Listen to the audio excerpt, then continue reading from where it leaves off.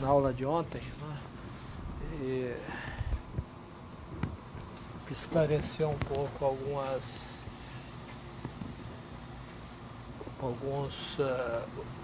observações que eu fiz, né? O que eu tinha observado é o seguinte, que de fato eu deixei como exercício para vocês aí. Então é o seguinte, se eu tenho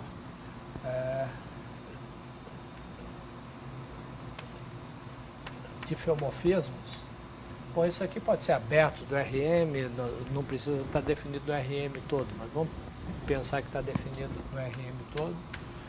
Então a gente tem diffeomorfismos aqui, e a gente tem duas aplicações, F1 e F2, e as correspondentes aplicações G1 e G2 aqui, né?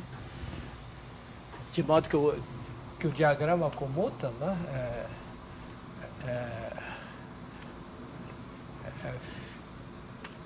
Φ composto com FJ composto com T menos 1 é igual a GJ, né? Então, o que eu tinha afirmado e deixei como exercício para vocês é que se as funções FJ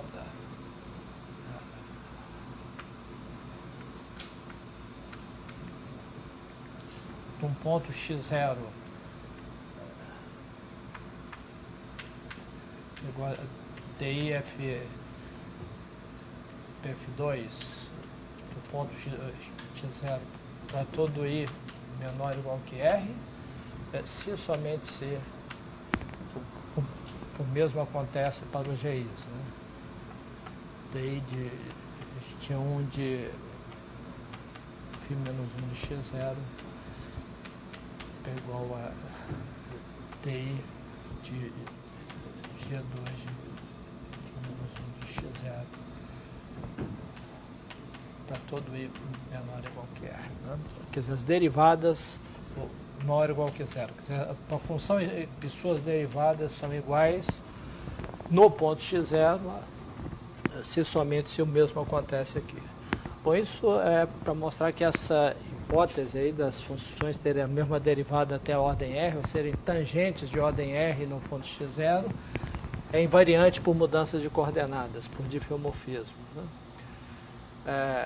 Bom, isso é um exercício, mas eu vou dar uma indicação de como é que você pode provar isso. Tem uma fórmula, né, que envolve a derivada de compostas, mas essa fórmula é complicada, né? E para evitar essa fórmula, é melhor a gente trabalhar com derivadas parciais. Bom, a primeira observação é como as derivadas, né, de qualquer ordem para uma função linear, né, mostrar isso é equivalente a mostrar o seguinte: se eu tenho uma função g e f, com diagrama comuta, se as derivadas de f, se f e suas derivadas no ponto x0, se as derivadas de f se anulam no ponto x0, as derivadas de g também se anulam, né? Porque se você pega a diferença aqui, você tem o diagrama comuta com a diferença, e aí você tem a mesma coisa, né? Tá ok? Então o que tem que provar é esse fato, né? Bom, mas para isso ao invés de olhar para as derivadas, é melhor olhar para derivadas parciais, né? Então a gente pode pensar no seguinte situação: você tem uma aplicação F aqui, né, e outra aplicação G em R, né? Ok? Então, provar isso, basta provar o seguinte: se a gente considera a aplicação composta, né, H igual a G composto com F, a gente basta provar que se uma delas tem todas as derivadas até a ordem R se anulando no ponto correspondente, então o mesmo acontece com H. né?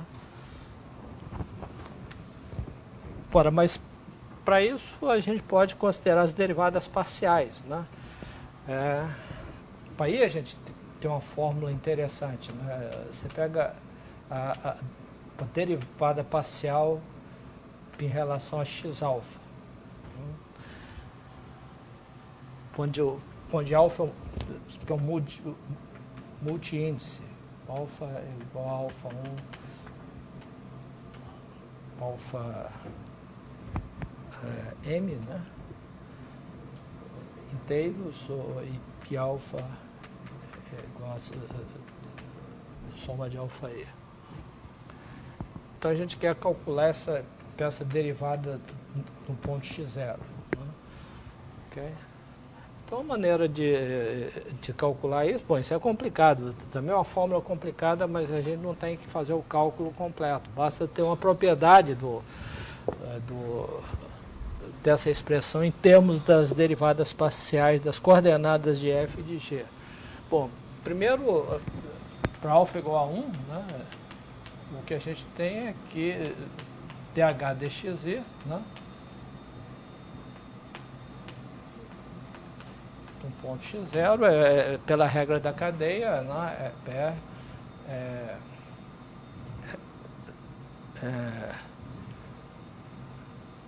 soma, né, de dy aí do ponto f de x0 ou de x, né, f de x vezes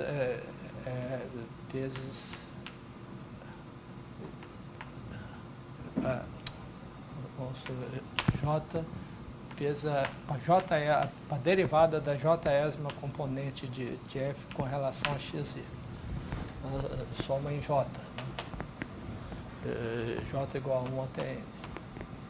Então essa derivada parcial é simplesmente um produto que envolve as derivadas parciais de componentes de f e derivadas parciais de g. Tá certo? Ok? Bom, então nós vamos provar que isso aqui tem uma fórmula. Então, por indução, né?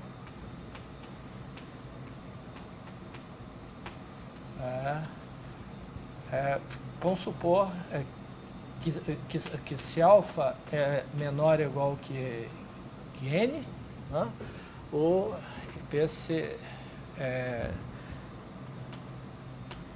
delta h sobre dx alfa, né?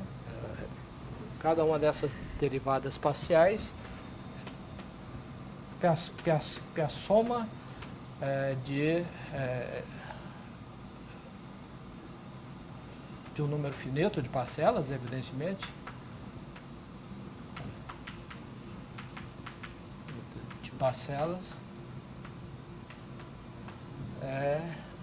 sendo que cada parcela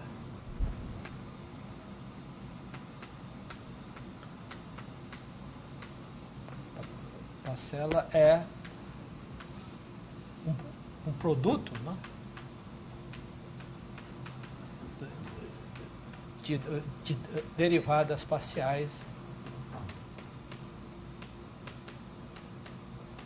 de h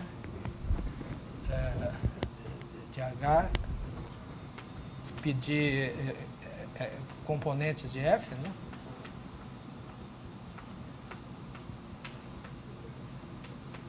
De ordem menor ou igual que n, né? Porque é uma soma de produtos, né? Aqui tem uma derivada da componente, e cada parcela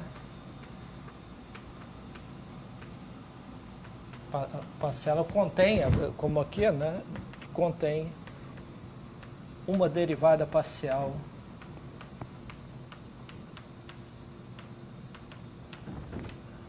de h e outra de f. De um componente de f.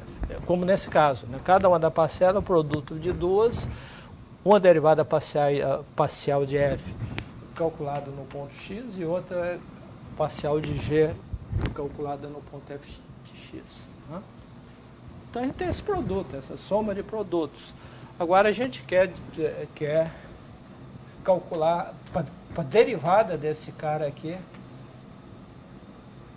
uma derivada a mais, né?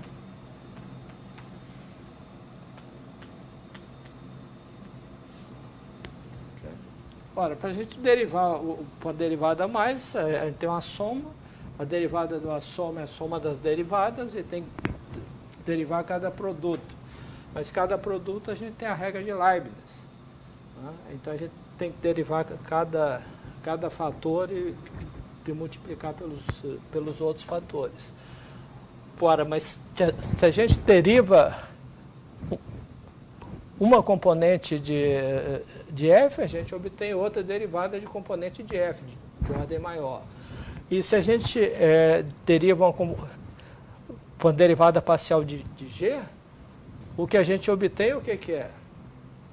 Além do resto que já tinha, a gente vai ter uma derivada parcial com a soma, né? Onde cada parcela envolve uma derivada parcial de g e outra de f, né? De componente de f.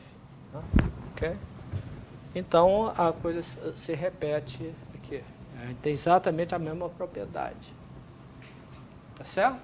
Então, a gente conclui porque eu estava dizendo aqui. Se todas as componentes de f têm derivada zero, então, então h tem derivada zero até a ordem r. E se por outro lado, todas as derivadas parciais de g até a ordem r são nulas, então a mesma coisa acontece por h. Né?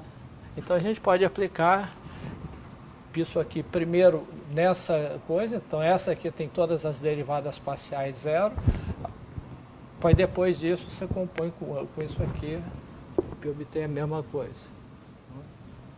Quer dizer, então usando as derivadas parciais, a gente, sem ter que explicitar qual é a fórmula, a gente simplesmente conclui o resultado. Ok? Então, isso é uma indicação de como provar isso aqui.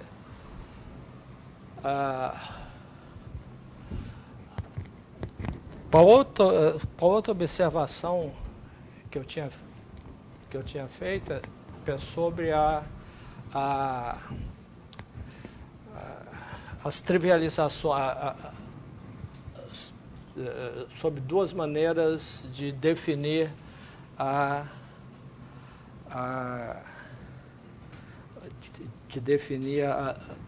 topologia de Whitney, né, a topologia CR. Né? Uma delas é para usar o fibrado, né, de jatos. Isso aqui se projeta em N, e se a gente tem F aqui, a gente tem o F, e a gente tem a função que a cada ponto dá o R jato de F, né? E aqui a gente tem uma métrica completa, né?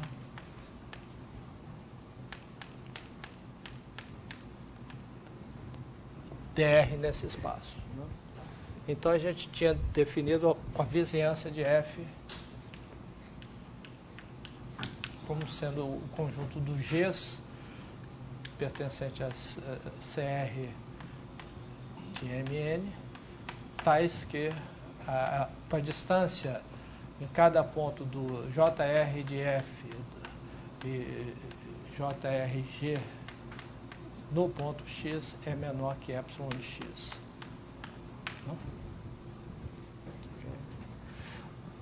Tá. Onde isso aqui é uma métrica completa vinda, por exemplo, de uma métrica riemanniana nessa variedade aqui. Ok? Bom, então a gente viu que é um sistema de vizinhanças de F. Agora a gente queria, para os cálculos, né, é mais conveniente a gente ter um outro sistema de vizinhanças, que é o seguinte: a gente considera WI contido em M, né? VI contido em N, abertos, e picardas locais φ de WI na bola de centro 0 e raio 3, psi de VI em RN, tanto faz, né? Ou VI tilde de RN, né? Contido em RN, né? Com as propriedades, com as duas propriedades do seguinte, que f de WI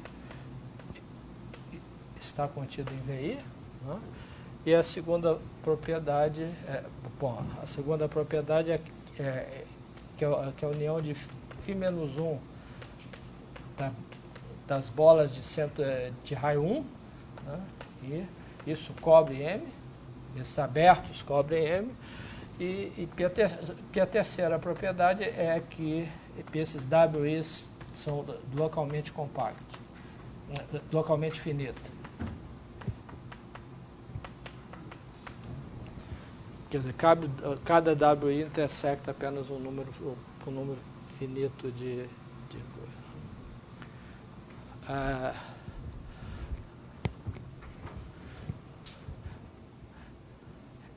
Então a gente tinha, tendo isso aqui, né, a gente pode ter uma família de números positivos, né, ok? E que considerar o seguinte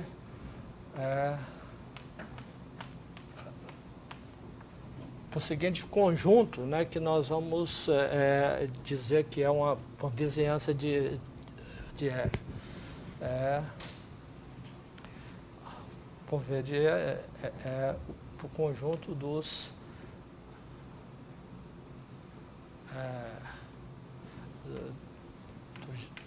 dias pertencentes a CR de NN, tais que F, que G de φi menos 1 da bola de centro 0 e raio 2 está contido em VI, né? Okay. E se isso acontece, a gente exige que a derivada, né, de psi composto com G composto com φ menos 1,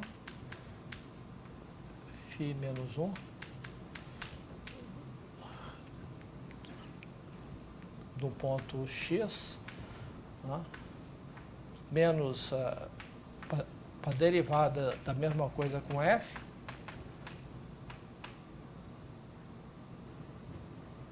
dj, né, derivada do ponto X, seja menor que ρi, para todo j maior ou igual que 0, menor ou igual que r, e para todo x pertencente a uma bola de centro 0 e raio 1. Okay? Quer dizer, tem um outro conjunto, a gente tem que nesse conjunto, os g's que estão nesse conjunto, eles têm essa propriedade que a expressão do g, né, em cada uma dessas coordenadas, quando restrita a bola de centro 0 e raio 1, ele tem as derivadas estão próximas a menos de ρi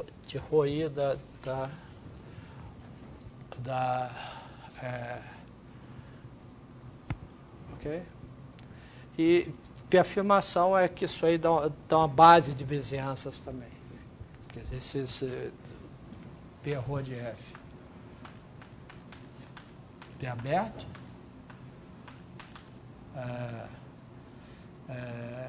E para todo epsilon de MR mais existe ρI tal que Vy de F contém P de F, né? E também para todo ρI, né? Existe epsilon tal que ρI de F está contido em V epsilon de F. Isso dá uma base também de vizinhança. Por que está por trás disso aí, né, e que nós usamos também em outro contexto, é o seguinte: a gente olha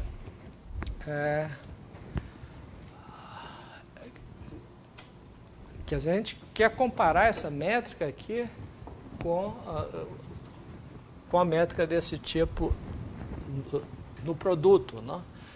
Então a gente tem as trivializações, né? Para a gente,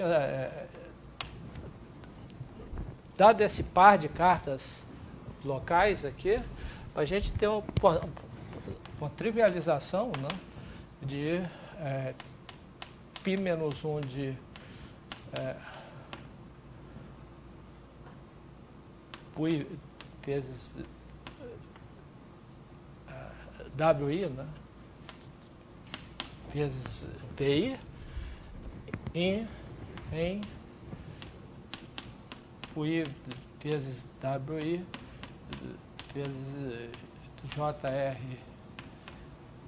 PMN, não? Ok?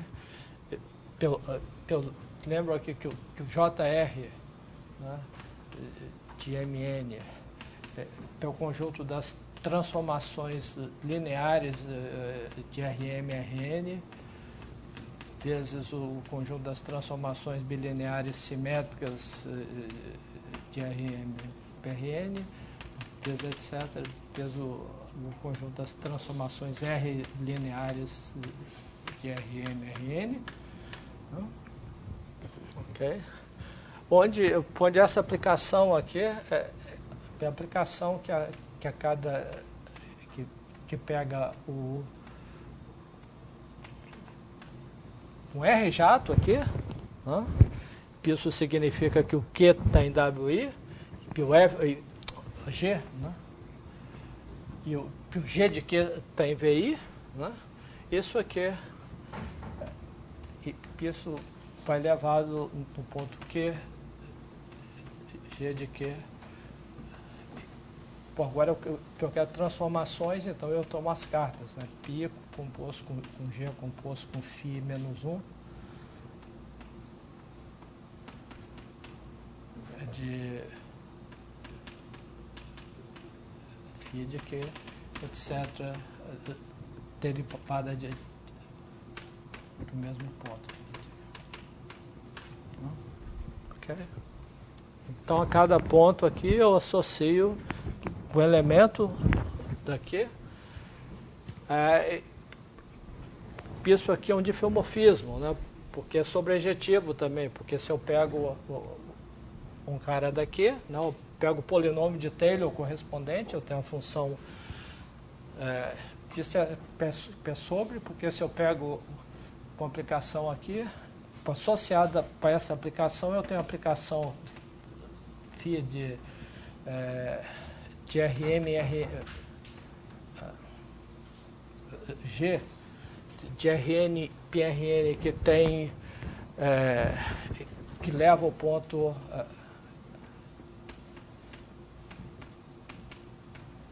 φ de Q igual a psi de G de Q,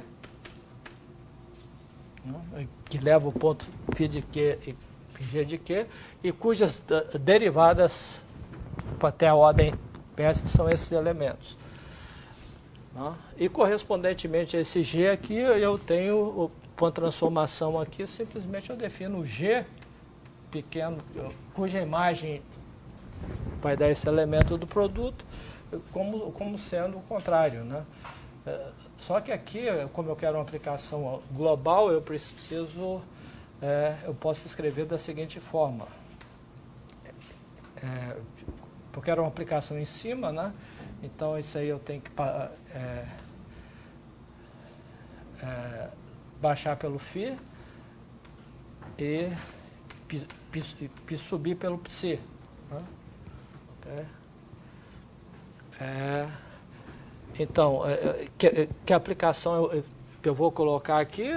Bom, eu vou colocar lambda g mais 1 menos lambda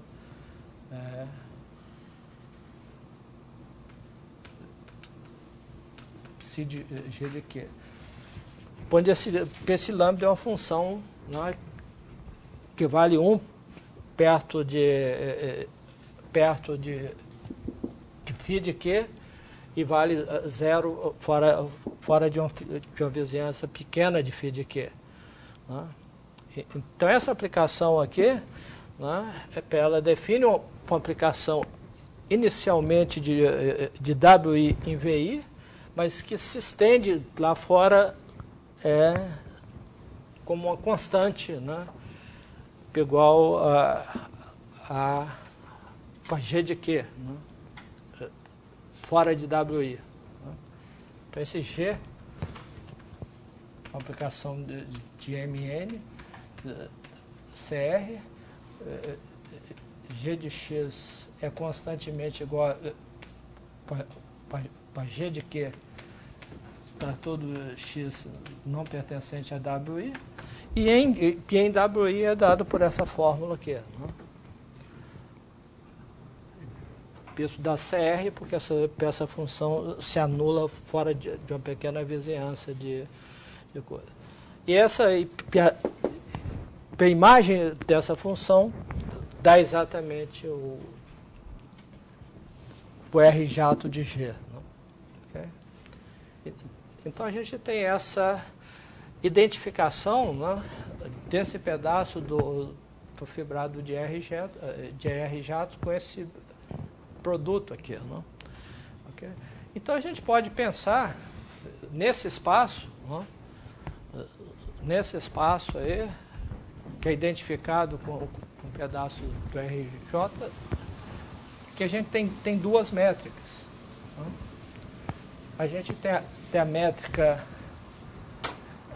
então, em UI, WI vezes PI vezes JR de MN, né? Temos duas métricas.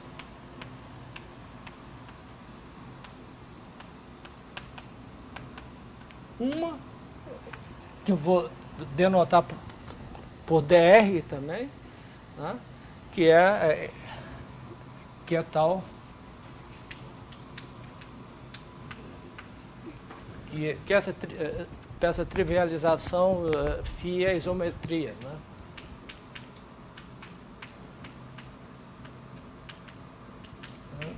Então é a métrica que vem de uma métrica riemanniana aqui. E a outra métrica, que eu vou denotar por D, né? Essa métrica é o seguinte, ela pega um ponto aqui, que tem coordenadas x, y, D1, etc., dr, né? Isso aqui isso é transformação linear, isso aqui é uma transformação e x tilde, y tilde, T1 tilde, etc., dr tilde. Né? Isso aqui é igual, por definição, é o sup, né? de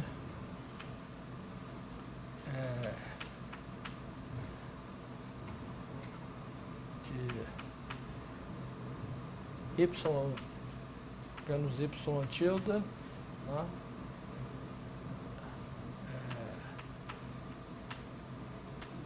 T1 menos T1 tilde, etc. Né? dr menos dr tilde, eu ponho isso aqui as normas no espaço de transformações lineares, R lineares, etc. para norma usual, né? Tá ok? Bom, então isso dá uma distância aqui também, né? Tá outra distância, e aí a gente gostaria de comparar as duas. É claro que, como o espaço não é compacto, não dá para comparar. Mas o ponto é o seguinte, observação, se a gente pega um subconjunto compacto daqui, ó,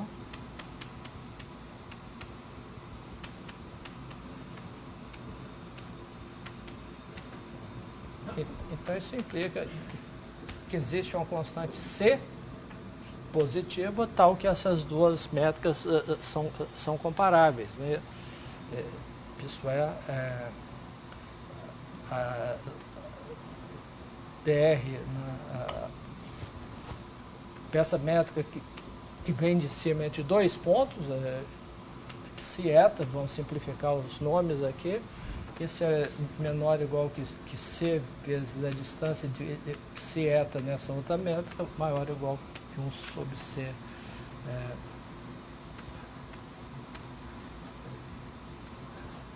De que Cieta. Quer dizer, essas são comparáveis aqui. Ok? Desde que a gente tenha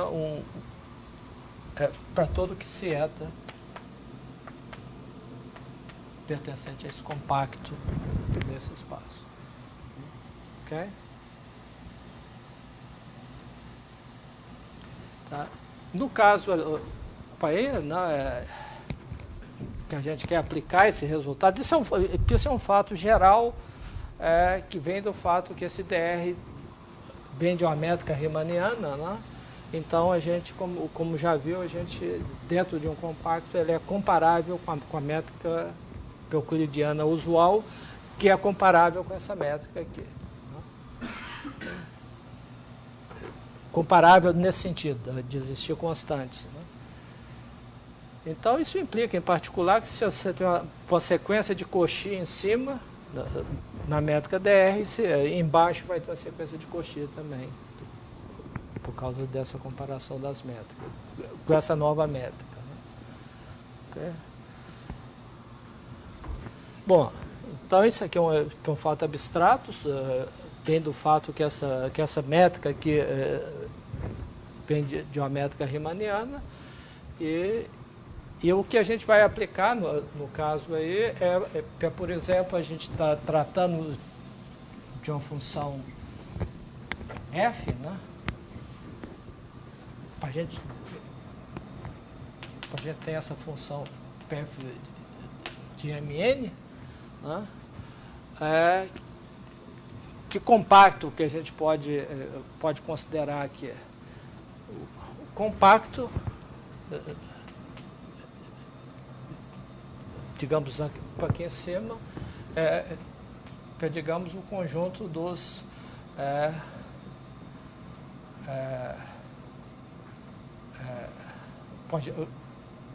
a gente tem o conjunto dos J's pertencente a JR de Mn,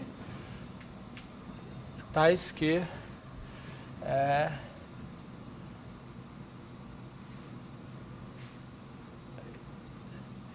a distância de J a JR de F de φ menos 1 da bola fechada de 0,1, que é um compacto, é menor que 10, por exemplo. Okay? Ou que qualquer número menor ou igual que 10. Bom, isso aqui é um compacto. O conjunto dos elementos que estão à distância menor ou igual que qualquer número de um compacto é um compacto. Okay? Então, esse compacto, quando toma a pré-imagem dele, dá um compacto aqui. Okay? E aqui a gente pode colocar qualquer número. Né? Tá? Então, a pré-imagem dá um compacto aqui. Né? E nesse compacto a gente tem uma comparação das médias, né? das métricas.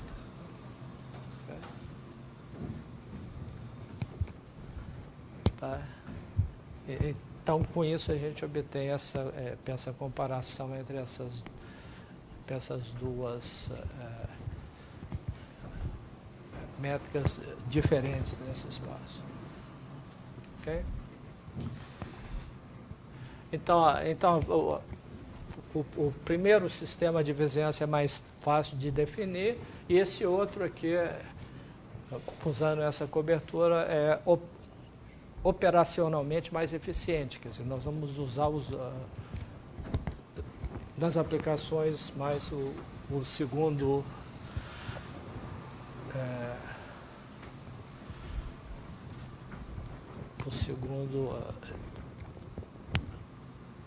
esse sistema de vizinhanças aqui embaixo. Bom, isso é uma observação que a gente já tinha feito e já tinha usado, né? Porque a gente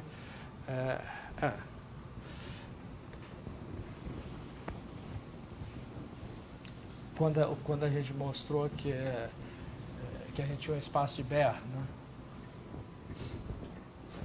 A gente usou essa equivalência, porque a gente tinha uma sequência, né, de funções em cima, e a gente queria que ela convergia por ser uma sequência de Cauchy na topologia C0.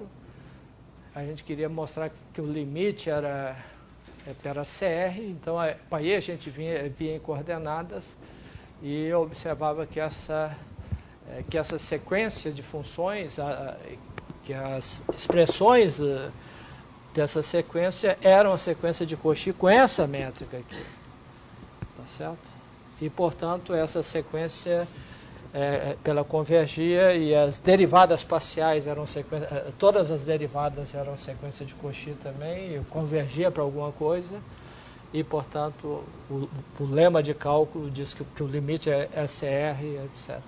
A gente calcula a distância entre. Quer dizer, então a gente usou explicitamente essa relação aqui para esse fato, né? Aqui para na demonstração que o espaço é um espaço de Baire. Bom, outra propriedade elementar dessa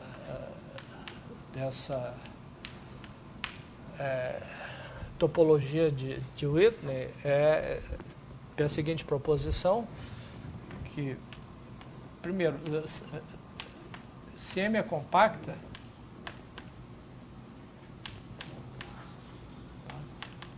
então essa topologia é bastante simples. Então CRMN para um espaço métrico compacto,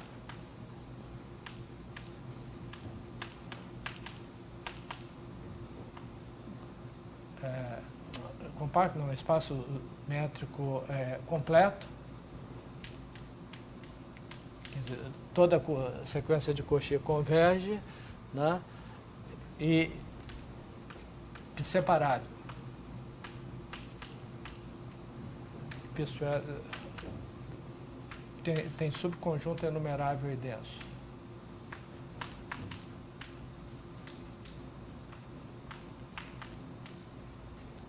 Denso, o que é equivalente a uma base enumerável de abertos.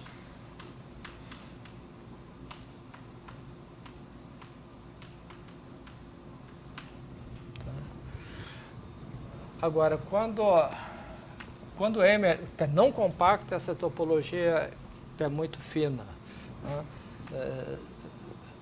Se M não compacta, isso implica duas coisas aqui.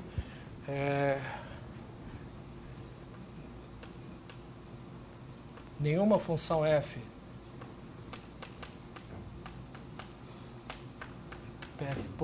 possui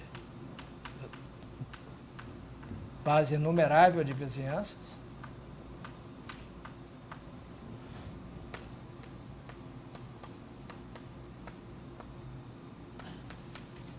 Isso é a primeira propriedade, né? É exatamente o oposto disso aqui.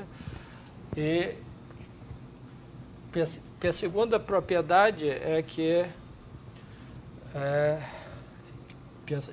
a segunda propriedade é que se eu tenho uma sequência Fn convergindo para F nessa topologia, na topologia de Whitney de uma variedade, isso implica que existe um compacto K contido em M tal que Pfn de x é igual a f de x para todo n maior ou igual que algum n0 e para todo x pertencente a K. As duas funções têm que, de fato, coincidir fora de algum compacto. Então, a convergência nessa topologia é algo muito forte, né? A sequência tem que ficar constante, né? Fora de um compacto a partir de certa ordem. Bom,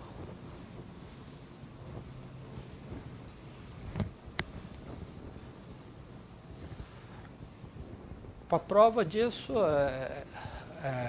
da primeira parte é bastante fácil, né? Quer dizer, a demonstração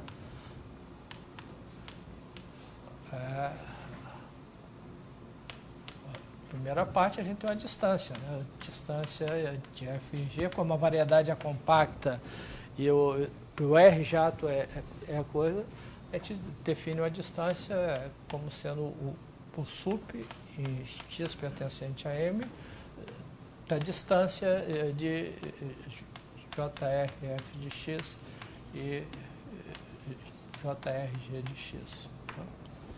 Okay? Então, essa distância, isso é uma distância porque essas funções são contínuas, né? E M é compacta, então você tem um sup da distância, isso dá uma métrica do espaço de aplicações CR. Okay? Essa métrica é completa.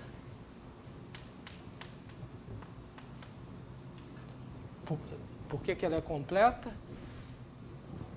Porque, primeiro,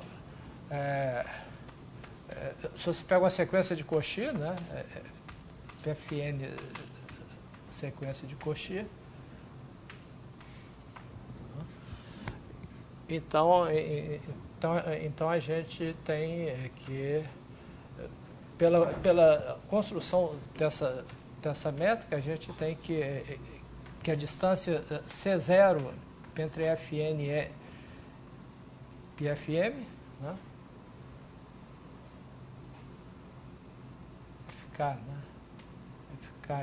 Pfk mais J, né? É menor ou igual que dr de Fk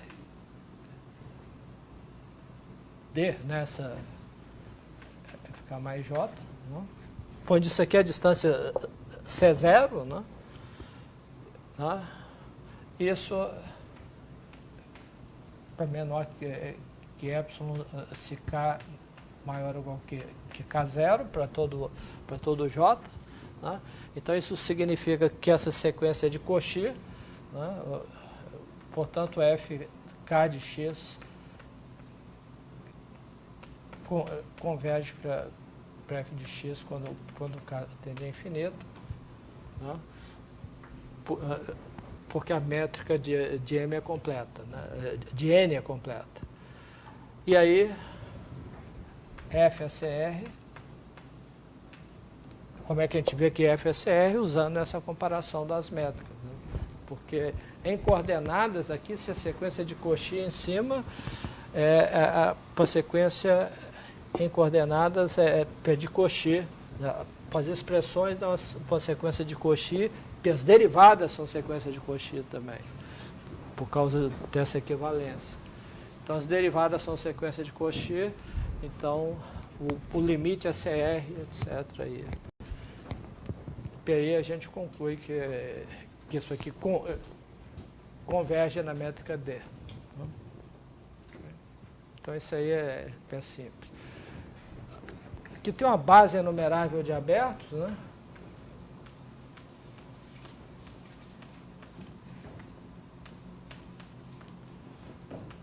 De abertos, né? A gente obtém da seguinte maneira: você pega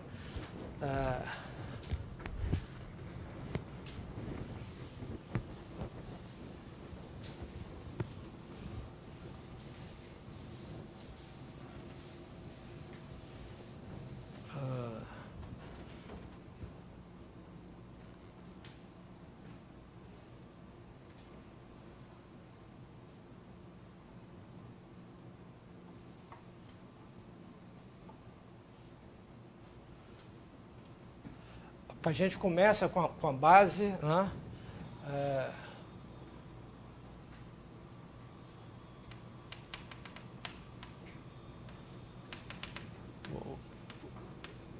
Com a base enumerável de abertos, né? De JK de MN. Ok? Então a gente tem uma base enumerável de abertos dessa variedade aqui. Agora a gente faz o seguinte: define W como WJ como sendo união finita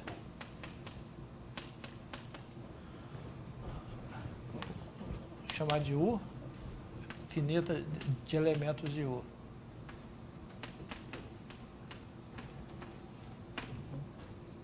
Tá certo?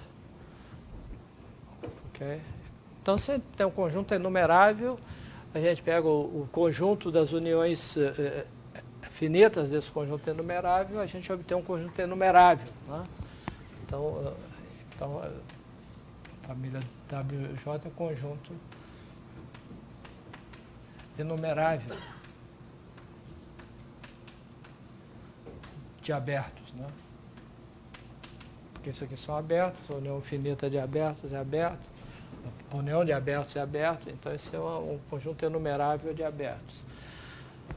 Então a gente pode considerar o correspondente conjunto WJ chapéu, quer dizer, as funções f cujo grave é igual conjuntos das f pertencentes a CR de MN, tais que JRF de M está contido em WJ. Então, essa é uma família de abertos do espaço e eu afirmo que essa família é uma base de abertos. Ok? Então, o que a gente tem que provar? Nós temos que provar o seguinte, que se a gente tem um aberto, né?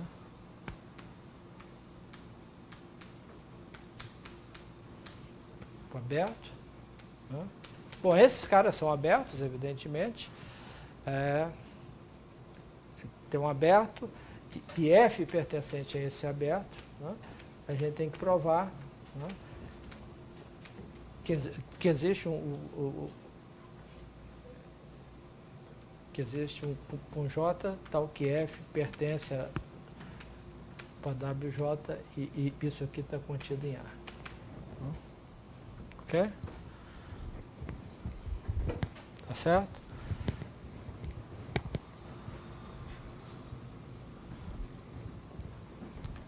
Bom, como é que a gente prova isso? A gente prova isso da seguinte forma.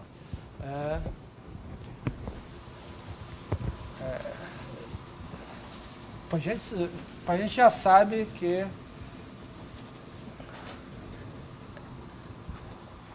a gente já sabe que existe um JR, como isso aqui é uma base de abertos, né? Com aberto, tal que F pertence a W, como isso é W chapéu e que está contido em A. Onde esse W chapéu é o conjunto associado a esse W aqui. Ok? Isso porque isso é uma base de aberto por definição da topologia. Então a gente quer encontrar um WJ contido aqui. Né? Ora, mas acontece que M é compacta, né? Então nós temos que JRF, que é contínuo, né? de M, esse é um compacto contido, né? Contido em W, que é um aberto aqui. Ok?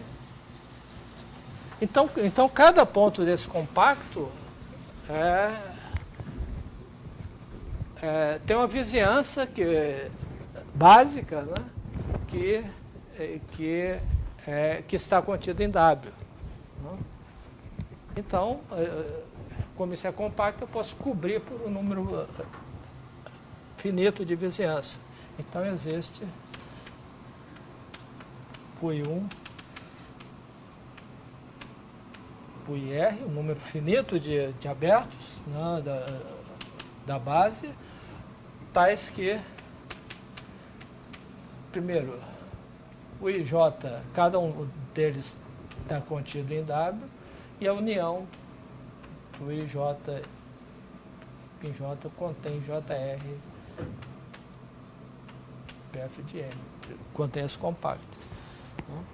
Isso porque os J's formam a base, né? E, portanto, cada ponto desse compacto tem um elemento da base que contém o ponto e está contido em W, toma uma cobertura finita, né? Então eu tenho essas condições. Né? Aí eu chamo WJ como sendo o I1, união o IR, união finita de elementos, é um elemento da família W, né? E aí acabou. Né? Aí a gente tem que o WJ chapéu, né? Tá contido, contém F e está contido em A. Portanto, a gente tem uma base enumerável de abertos e, portanto, né?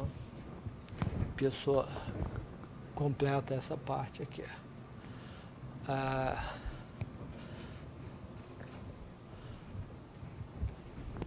Bom,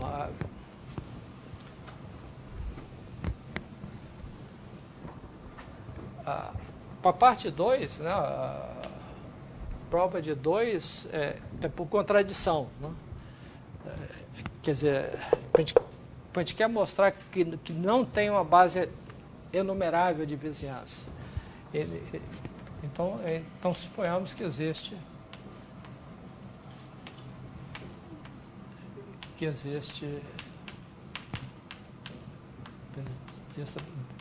base enumerável.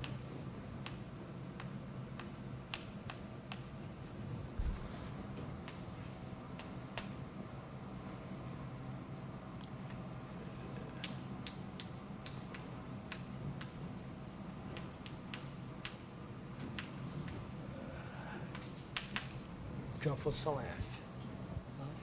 Ok? Então a ideia agora é construir, né? Então vamos construir uma vizinhança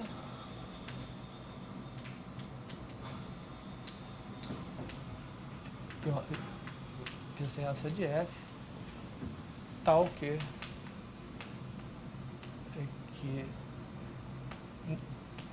nenhuma VI está contida em V para todo I. E, portanto, ela não pode ser base de vizinhanças. Tá certo? Ok? Então, a gente tem que arrumar uma vizinhança onde nenhuma VI pode estar aí dentro, inteiramente contida.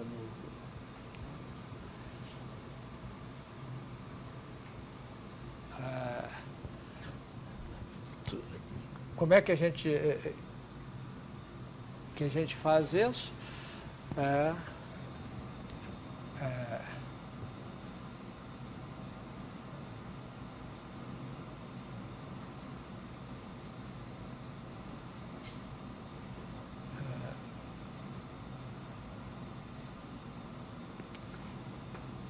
Bom, então, nós vamos pegar uma sequência xi tendendo a infinito,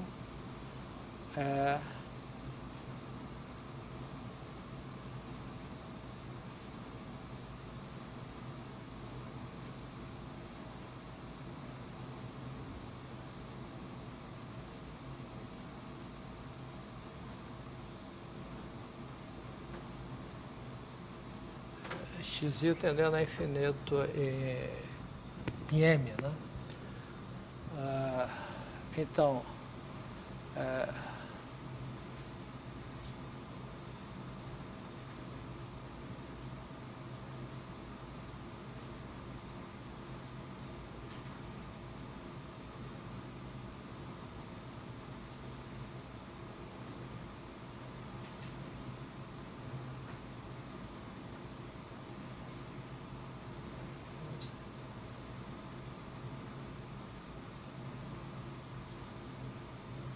que é? Vou tomar uma sequência x. Eu quero obter uma vizinhança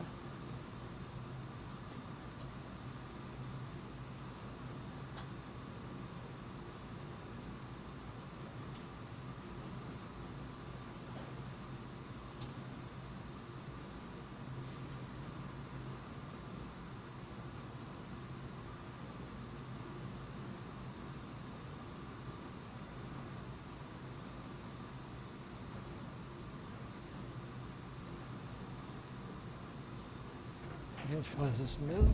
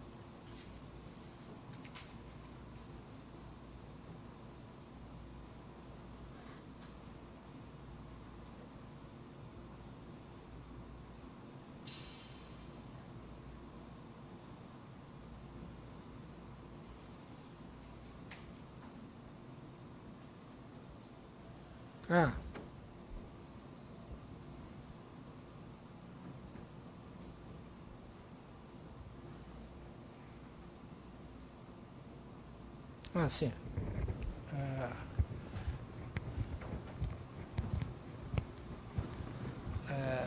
Então, a gente pega essa sequência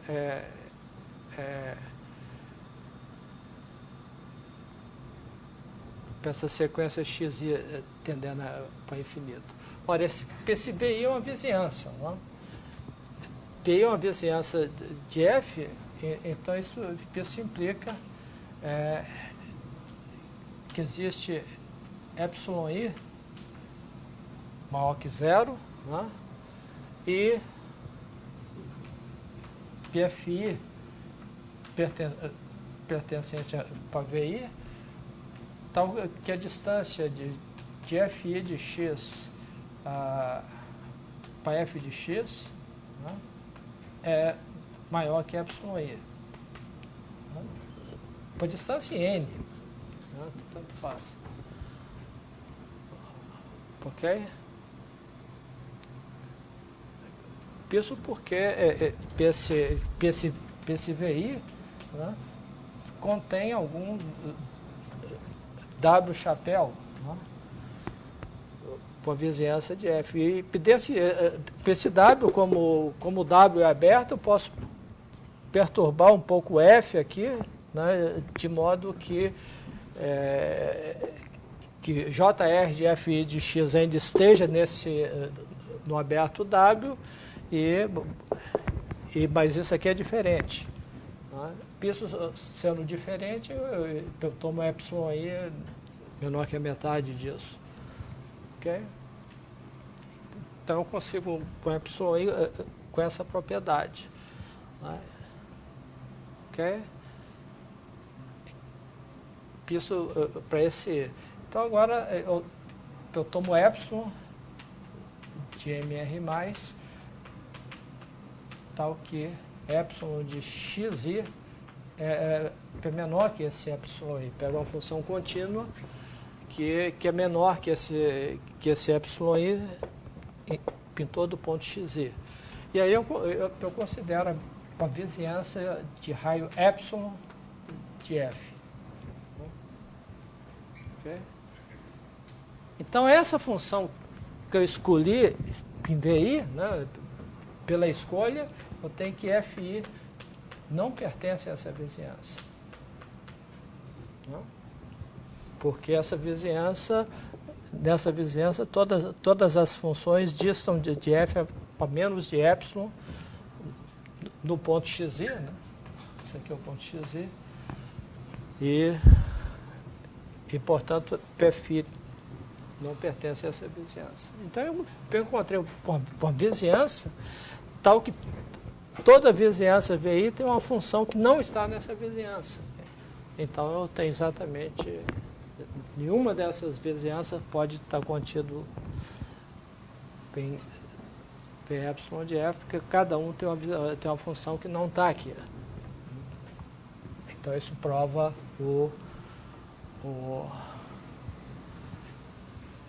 prova esse fato, esse primeiro fato. Então, existe uma vizinhança. Bom, e esse caso aqui é análogo também, né? Então, você pega uma sequência que converge para o Fn. Né? Okay? E a gente quer mostrar que a partir de uma certa ordem, essa função tem que ser igual a outra. Caso contrário, né, negar isso aqui, então existe uma sequência xn tendendo a infinito, né, vai para o infinito, tal que f de xn é diferente de fn de xn é diferente de f de xn. Okay? Então a gente faz a mesma coisa, né? Eu tomo epsilon aí menor que a distância entre fn de xn e f de xn, que é positivo, né? Epsilon n, né? E tomo epsilon de mr positiva, tal que epsilon de xn é menor que epsilon n. Okay? Então essa função não pode convergir a f, porque ela nunca entra nessa vizinhança de raio epsilon.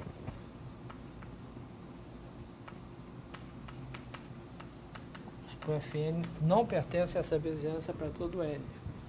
Então a sequência não converge na topologia de Whitney. Okay? Então a gente tem uma convergência.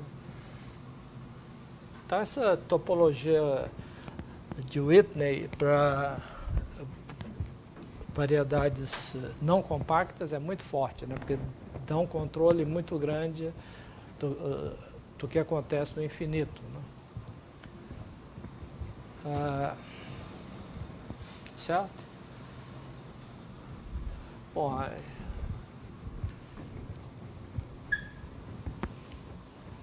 agora nós vamos entrar num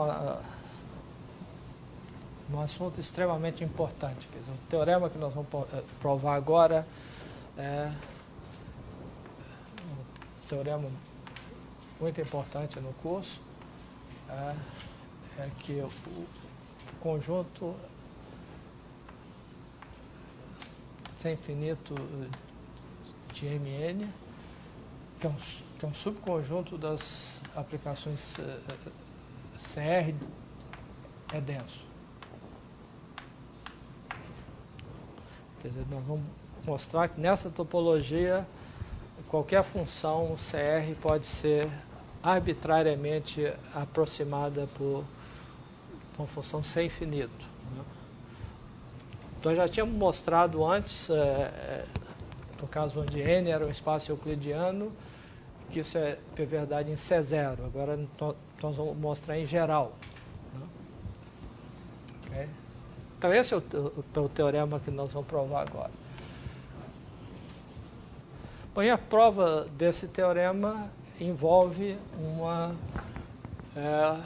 técnica extremamente importante que é chamada convolução. Isso é extremamente importante em análise, tá? Que é a técnica de convolução. Deixa eu usar a anotação aqui do livro, das notas.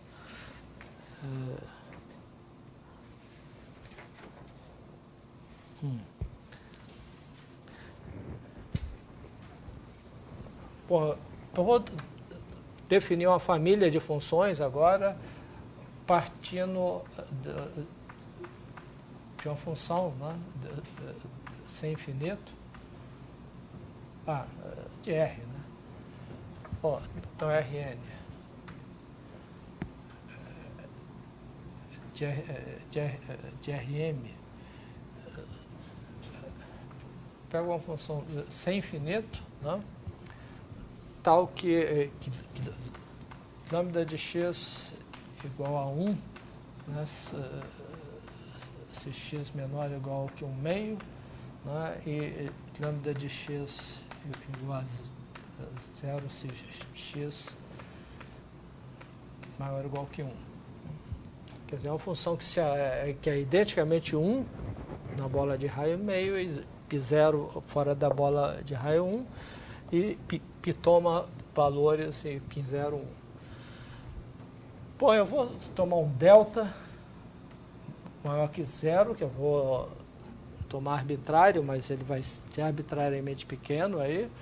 E a partir desse eu vou definir uma família de aplicações, né? Agora, tomando valores em 0 infinito, né? C infinito, a partir do lambda, definida da seguinte maneira. De x é igual... Bom, eu vou definir apenas como lambda de 1 sobre delta x. Tá? Bom, então, essa função aqui, o que acontece com essa função aqui? Ela é 1, né, para x menor que delta sobre 2, né, igual a 0 para x maior ou igual que delta. Né? Então, o suporte dela é bem pequenininho. Mas eu vou dividir agora por um número, né, que é integral em Rn, né, de lambda de 1 sobre delta x dx. Quer dizer, no ponto x, ela vale isso dividido pela integral total dela. Ok? Então essa função aí, ó, que eu obtenho, ela tem a seguinte propriedade, né? Bom, primeiro é uma função C infinito, né? Quer dizer, C infinito, está definido no Rn todo. Né? Para a segunda propriedade é que essa função é sempre maior ou igual que 0 para todo x, e delta de x é igual a 0 para delta, para x maior ou igual que delta. Quer dizer, então o suporte dela é bem pequenininho. E finalmente a integral desse troço do Rn, por definição, é igual a 1. Né? Se eu integro isso aqui, eu integro isso, dá 1. Né? Ok? Então essa integral dá 1. Então é uma função, na reta aqui, por exemplo, é uma função que é 0 aqui, de repente ela sobe aqui e que vale 0. A integral dela é 1. Tá certo? Ok? Então é uma função que tem essa forma aqui.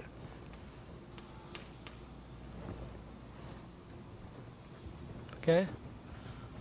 Aliás, ela é constante aqui não é bem assim. Aqui ela é constante num pedacinho bem pequenininho, ela é constante, mas é muito alto. Bom, uma família de funções com essa propriedade é chamado um núcleo de convolução, que a gente vai usar essa propriedade aqui para tirar médias de função. Bom, então agora a gente vai usar isso aí num lema fundamental agora.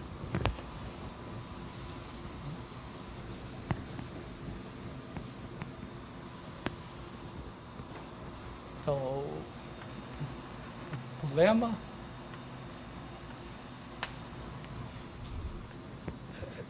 é o seguinte, para a gente dar uma função f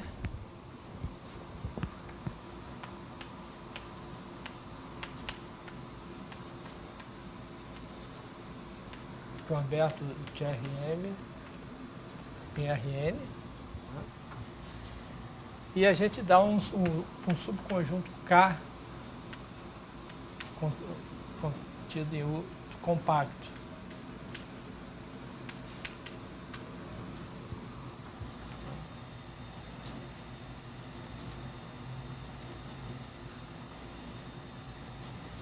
Tá.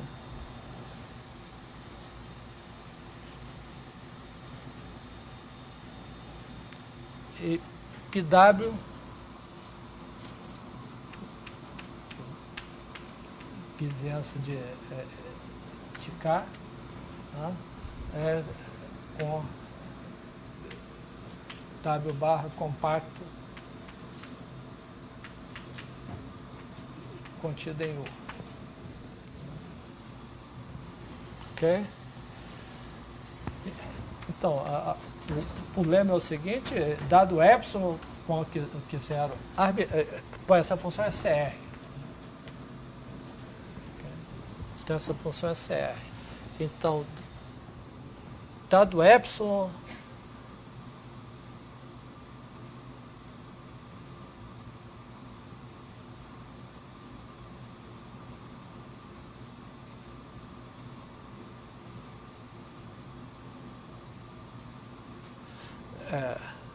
dado epsilon com aqui zero,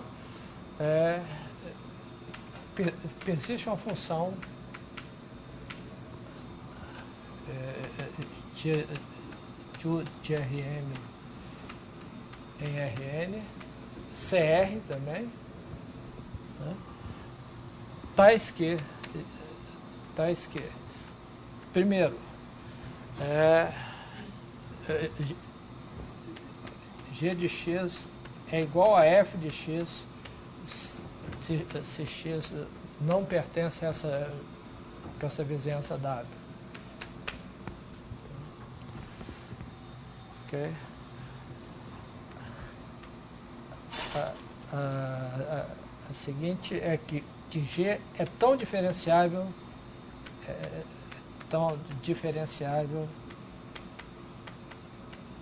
quanto F em todos os pontos.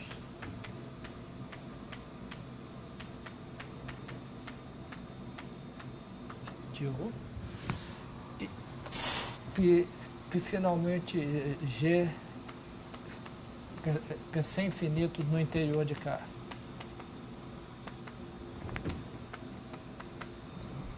Quer dizer, eu faço a função sem infinito no interior desse compacto K, igual a f lá fora, e na transição aí ela é tão diferenciável quanto o f. Porque pode ser que o f, embora seja CR, ela seja, digamos, sem infinito numa vizinhança de algum ponto, nessa transição.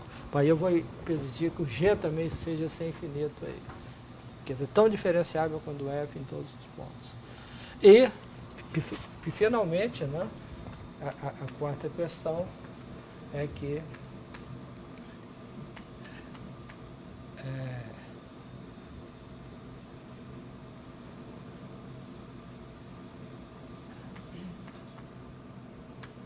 o sup de dj g de x menos dj pf de x, né, x pertencente a u é menor ou igual que epsilon, para j menor ou igual que r e para todo x pertencente a u. Quer dizer, essa função está em todos os pontos, as derivadas até a ordem r estão próximas das derivadas de f.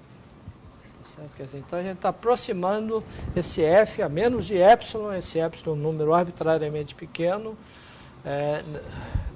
no domínio aqui, por uma função que é sem infinito no interior de K e fora daí não, é tão diferenciável quanto f. Ok? Então esse é o lema básico aqui. Né?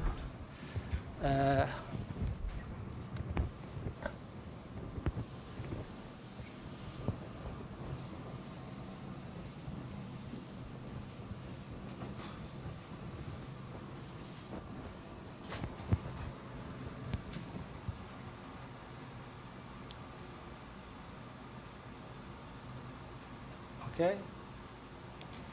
Bom, como é que a gente vai provar esse lema? Bom, primeiro a gente quer essa propriedade aqui, né, que G por G pegou a F fora desse compacto, né, fora desse aberto W. Para isso a gente começa com a função lambda, né, de RMR, zero sem infinito, tal que lambda de x é igual a 1 se x pertencente a K, e lambda de x é igual a 0 se x não pertence a x não pertence a W. Quer dizer, se x é zero lá fora de W. Ok? Bom, então a afirmação agora é o seguinte, dado epsilon, então que zero, existe delta maior que zero, né, tal que se G de U PRN, PCR e DJG de x menos DJF de x é menor que delta, né, para todo x pertencente a U e para todo J menor ou igual que R maior ou igual que zero, né, então G chapéu aqui, vamos chamar de G chapéu isso, então se eu defino G de x como sendo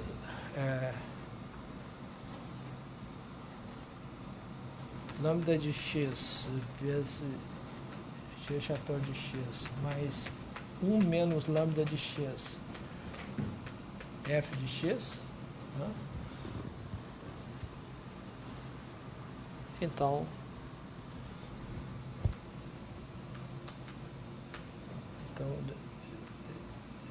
G chapéu igual a f fora de W, não? Porque fora de W isso aqui é zero, e portanto isso aqui anula isso da f, né? E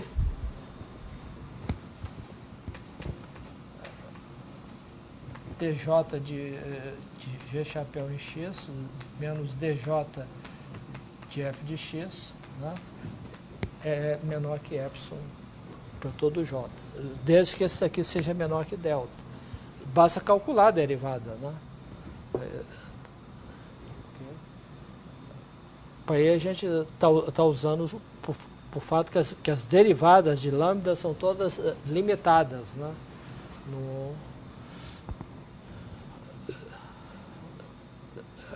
Até a ordem R, então se a gente calcula para a derivada aqui, vai entrar para a derivada de...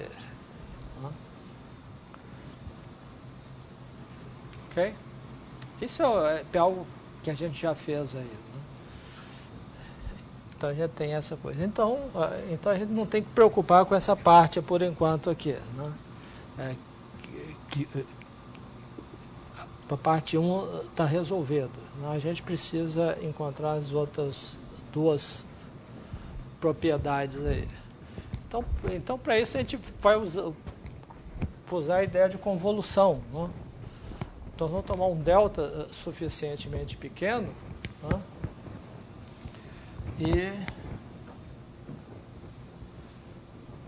vamos considerar, né, para a gente ter esse aberto U, né, vamos chamar de U delta, né, o conjunto dos x pertencente a Prn, tal que a distância de x para Rn menos U, ou complementar de U, é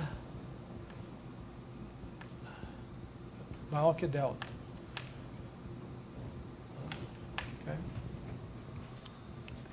Quer dizer, isso significa que se eu pego um x pertencente ao delta, né, isso implica que a bola de centro x pi raio delta está inteiramente contida em U. Né? Então esse U é um aberto, né? Tem o U, tem o delta, né? E se eu tomo delta suficientemente pequeno, o delta contém K, se delta é suficientemente pequeno. Ok?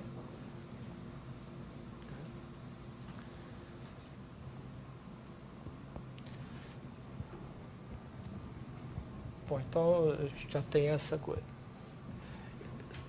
Então agora eu vou definir, né,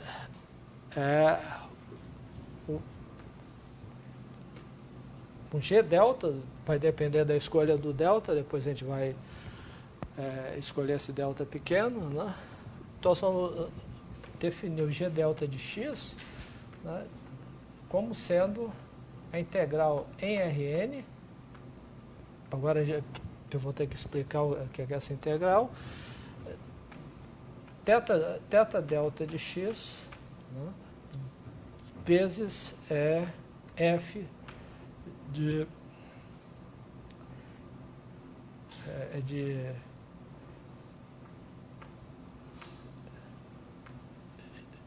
x menos y dy.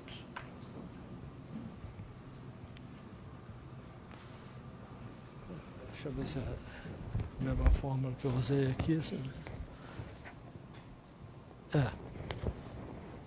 Ok? Bom, eu tenho que explicar o que é isso. Eu estou integrando com uma função no Rn, né? Okay? E que função é essa que eu estou integrando? Bom, esse PCF está definido apenas no PU, né? Ok? Então, eu tenho que dizer o que significa essa integranda para todo x, né? Ou para todo y, né? Eu estou integrando uma função de y. Tá certo? Quer dizer, o x está em u delta, né? E eu vou integrar isso para todo o x. Então, essa integranda aqui, né? Quando o x pertence ao delta, né? Essa integranda é dada por essa forma. Tá certo? Porque isso aqui está definido para y menor que delta. Né? Porque para y menor que delta, em norma, esse cara aqui pertence a u. Então, essa forma está definida. Então, essa função, y vai em delta de xf de x menos y, né? Eu vou tomar igual a zero se y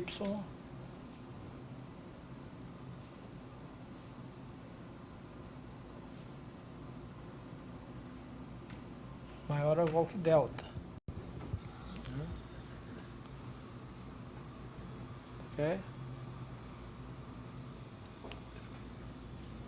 Então, essa função aqui, de fato, está definido em todo Rn, né?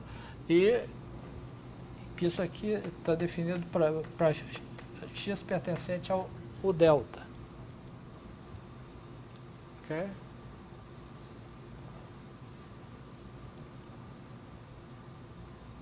Então, isso é uma função, e essa função é de classe CR, né? Porque essa função aqui é C infinita, essa aqui é CR, né? E o x está em ambas as coordenadas aqui.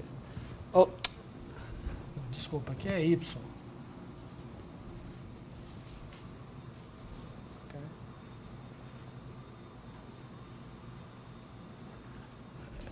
Porque eu estou integrando com relação a y. Se eu estou integrando em relação a y, a dependência de x está aqui no f, e então essa função é CR. E, de fato, essa função é tão diferenciável quanto do f em todos os pontos, né? Porque se f, uma vizinhança de algum ponto é CR mais 1, né? Então essa função aqui vai ser CR mais 1 e assim por diante. Então essa propriedade aqui está garantida. Né? O f é tão diferenciável quanto o f. Agora eu gostaria de dizer que essa função é sem infinito também. Por que essa função é sem infinito? Pelo seguinte, eu posso fazer uma mudança de variável aqui. Né? Então, eu faço uma mudança de variável linear.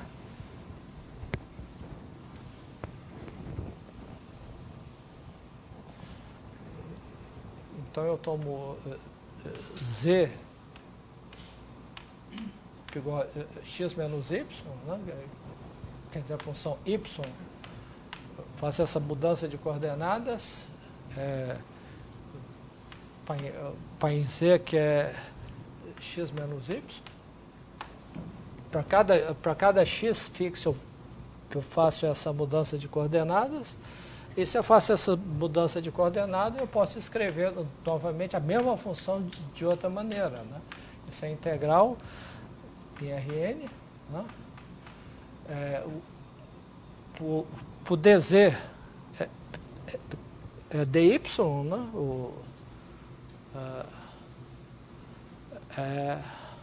Ou menos dy, não sei, depende da paridade, né? De θ delta de y é x menos z, né? F de z dz. Certo? Ora, agora o f está sendo integrado aqui. Né? E o x aparece no θ, que é sem infinito. Né? Okay? Então, esse θ agora Então, esse é o G, né? O próprio G delta, quando eu faço essa... Então, eu concluo que essa função agora é sem infinito, porque θ é sem infinito. Então, G delta é sem infinito. Okay. E que a derivada, de fato, se a gente tem uma função do cálculo integral aí, né? A gente tem que a jésima derivada é exatamente, eu posso integrar, passar a integral para passar a derivada para dentro da integral, né? Isso aqui é exatamente a convolução, né, do dj de θ delta de x menos z f de z dz. Okay? Quer dizer, isso aqui é uma transformação linear, né? O que significa essa fórmula aqui? Significa que quando eu aplico isso para um vetor v, eu simplesmente aplico isso a um vetor, para um n uplas de vetores aqui, eu obtenho um número, multiplicado por esse vetor de Rn, eu obtenho de Rn, integrando, eu obtenho um vetor de Rn, com transformação linear, né? Okay? Então, isso aqui é válido para todo J. Essa é uma função sem infinito, cuja derivada é a convolução, cuja derivada é dada por essa fórmula aqui. E isso vale para todo J.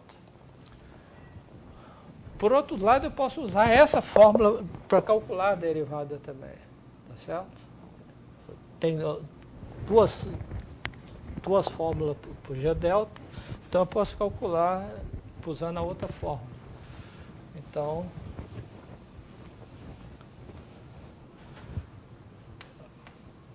a J mas aqui eu só posso calcular a derivada para até R, né? Porque esse F é CR. Né? Isso aqui é exatamente a integral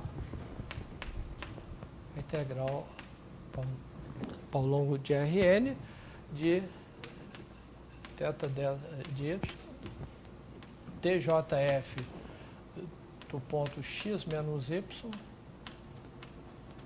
dy. Ok? Mas isso vale para j menor ou igual que R. Ok? Tá certo? Bom, agora eu quero calcular essa diferença aqui, para a norma dessa diferença. Então, agora eu quero calcular a diferença, o dj de delta de x menos o dj de f de x, né? Para x e o delta, digamos, né? Isso aqui é igual à norma da integral de Rn de θ de y, djf de x menos y, né? dy, menos dj de f de x. Então, a norma da diferença dessa transformação linear. Ok? Ora, mas a integral desse cara é 1. Né? Ok? Então, isso aqui é igual, né, para a norma, eu posso escrever o outro fator como integral também. θy dj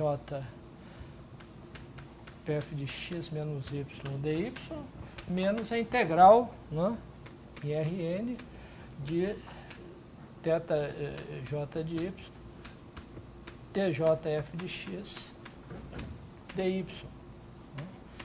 Tá certo? Porque isso aqui isso não depende de y, e a integral disso aqui é 1. Okay? Agora, isso é menor ou igual, né?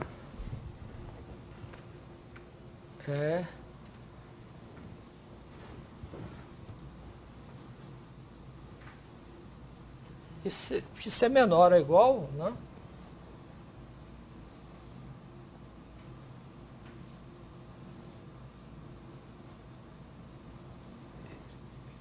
Isso é menor ou igual para integral em Rn, né?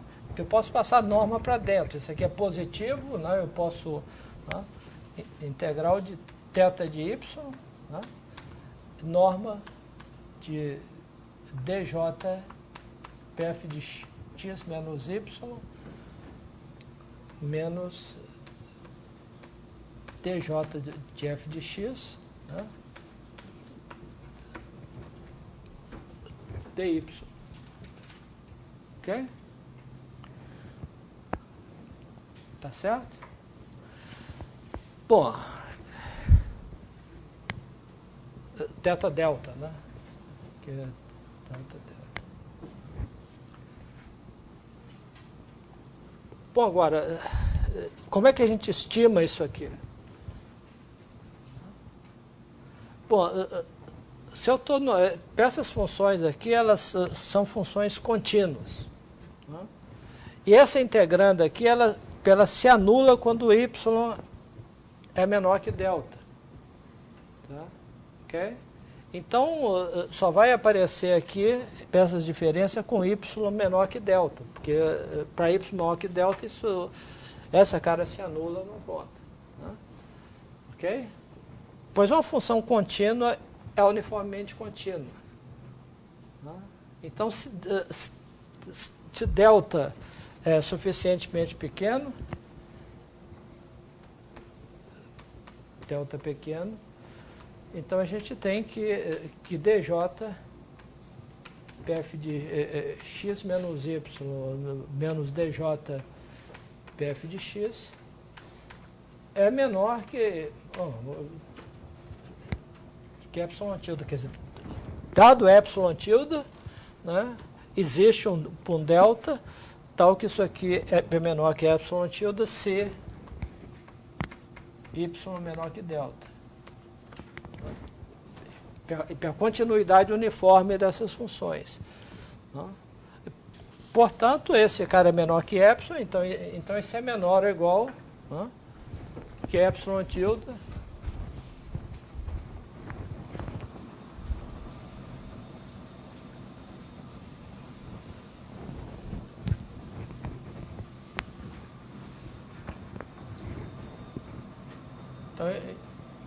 isso é menor ou igual que epsilon tilde integral de Rn de θ delta de y dy, que é igual a epsilon tilde. Então a gente tem que essas derivadas em todos os pontos dessa região compacta aí, que contém o coisa, a diferença das derivadas é menor do que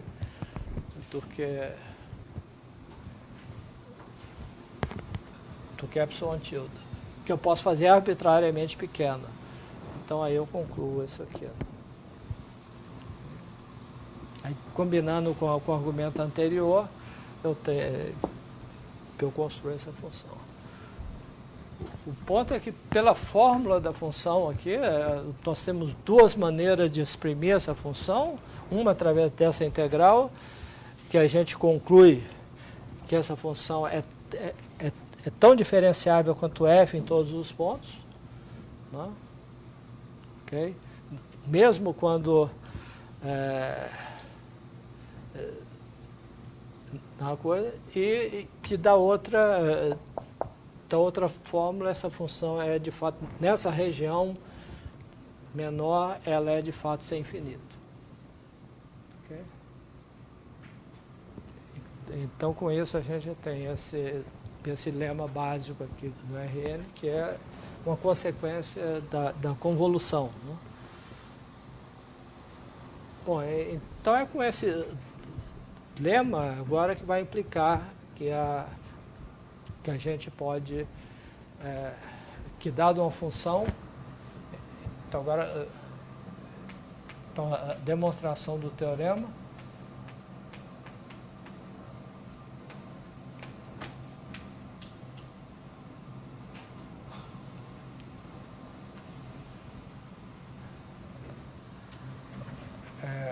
então a gente dá um F pertencente a CR de MN, né?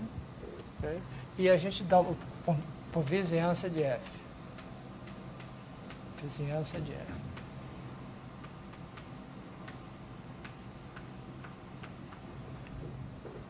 Okay?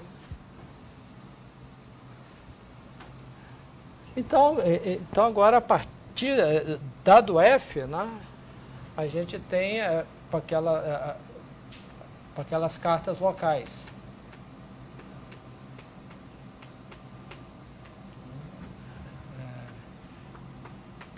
Phi de WI na bola de centro 0 raio 3, psi de PI tilde, ou com RN, né? Aqui a gente pode tomar RN, né? Para simplificar a notação, e os WIs localmente finitos,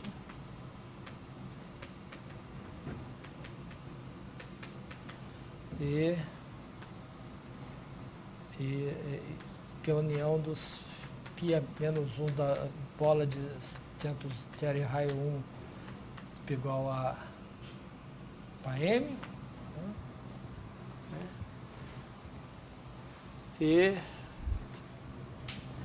E aí a gente escolhe, né, pelo argumento que a gente já tinha feito, uma família de ROIs, né?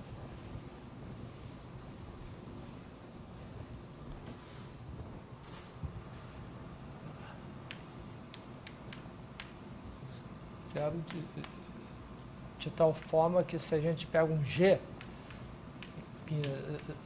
CR de MN, esse G...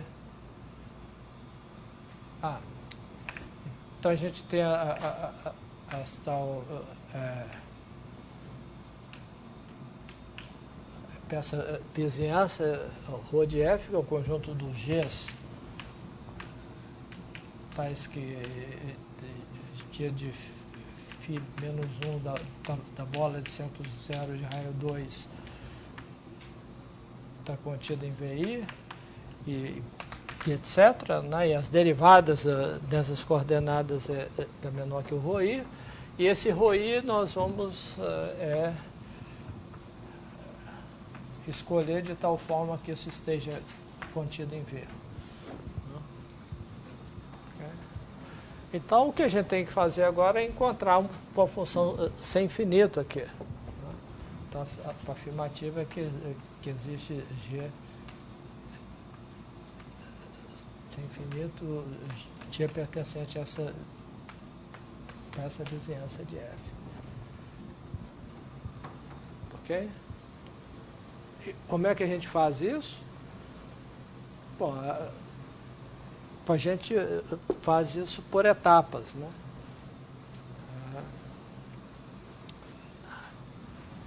Como é que a gente... A gente começa com I igual a 1, digamos.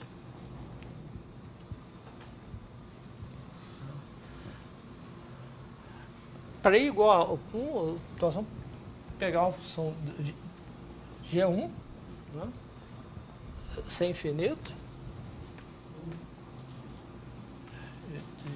G1 pertencente a P de F, tá nessa vizinhança, né, sem infinito, não, CR, né,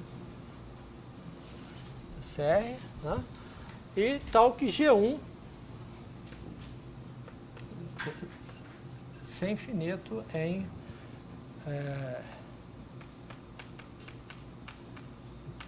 que menos 1 de de 0, 1. E que G1 tão diferenciável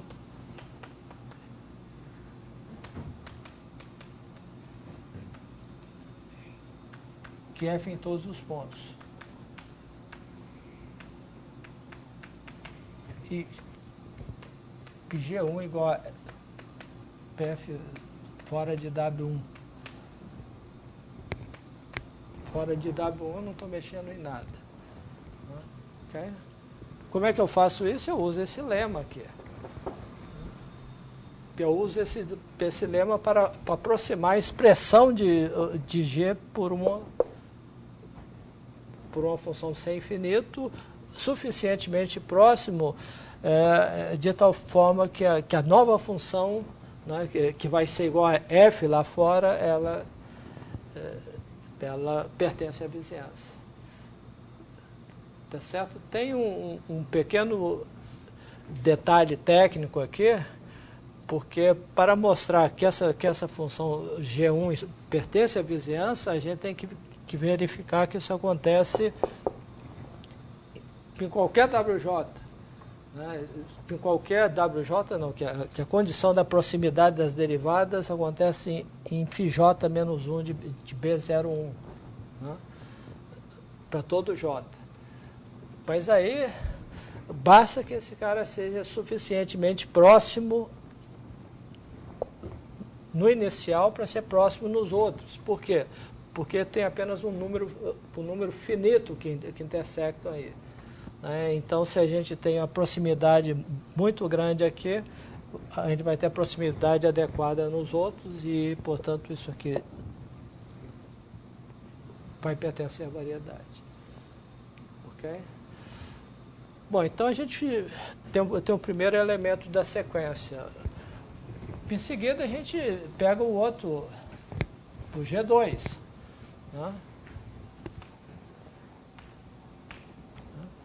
Então, G2, a gente faz a mesma coisa na outra carta local, mas esse G2 agora vai ser igual a G1 fora da vizinhança. A gente aproxima o G2, o G1 por um G2, né? E com a mesma propriedade, que em todas as vizinhanças vão ser coisa, e que o G2 é sem infinito em φ2 menos 1 da bola de 0, 1. E como é tão diferenciável como G1 em todos os pontos, ele vai ser sem infinito aqui também. Ok? Tá certo? E aí a gente continua a brincadeira. Então a gente obtém uma sequência de funções Gn. Essa função Gn é tão diferenciável como Gn menos 1 em todos os pontos. Ela é sem infinito em φn menos 1 da bola de centro 0 e raio 1, e, portanto, da união dessas bolas até da pré-imagem dessas bolas para J menor que N, sem infinito, e pertence à vizinhança. Né? Ok? O que a gente quer mostrar é que isso aí converge para uma função, em algum sentido. Né? Aí a gente usa o fato que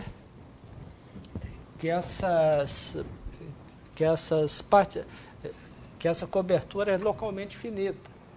Né? Okay? Se essa cobertura é localmente finita, a gente olha para o Gn0, né?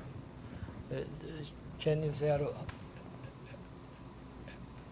restrito a Wn0. Né? Okay? Tem um Wn0 correspondente ao Gn0. Agora, depois da gente andar bastante tempo, quer dizer, se N é maior que o N0 tilde, que é maior que o N0, né? Então, dado esse N0 aqui, existe um N0 tilde, tal que se N é maior que N0 tilde, então Wn, interseção Wn0 igual a vazio, né? Porque tem apenas um número finito de Ws que intersectam o Wn0. Né?